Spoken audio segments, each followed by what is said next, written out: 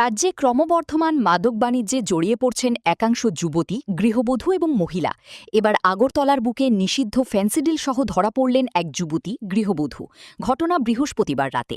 এদিন বিকেলে আগরতলার প্রধান ডাকঘরে উদ্ধার হয়েছিল বিপুল পরিমাণ নিষিদ্ধ কফ সিরাপ। সেই ঘটনার জের ধরে পুলিশের অভিযানে শিবনগর কলেজ স্ট্রিট এলাকা থেকে উদ্ধার হয় আরও কিছু নিষিদ্ধ কফ সিরাপ। রাজধানীর শিবনগর এলাকার অরুন্ধতী অ্যাপার্টমেন্টে অভিযান চালায় পুলিশ। অভিযান চলাকালীন কৃষাণু দেবের ভাড়া দেওয়া একটি ফ্ল্যাট থেকে প্রচুর পরিমাণ নেশার সিরাপ উদ্ধার করে পুলিশ। ওই ফ্ল্যাটে ভাড়াটিয়া হিসেবে বসবাস করতেন লিটন ও তার স্ত্রী। পুলিশ ঘটনাস্থল থেকে সেই জনজাতি তরুণী গৃহবধূকে আটক করে জিজ্ঞাসাবাদ শুরু করেছে। উদ্ধার হওয়া নেশার সিরাপের উৎস এবং এর সঙ্গে আর কারা জড়িত রয়েছে তা খতিয়ে দেখা হচ্ছে। টোটাল 749 স্টক পাওয়া গেছে, যে নেশাজাতীয় যেটাকে আপনারা জানেন এনডিপিএস আইটেম।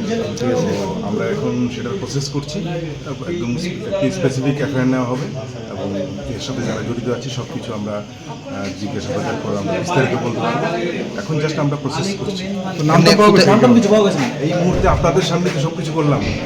পুলিশের প্রাথমিক অনুমান, দীর্ঘদিন ধরেই ওই ফ্ল্যাটকে কেন্দ্র করে নেশাদ্রব্যের কারবার চলছিল।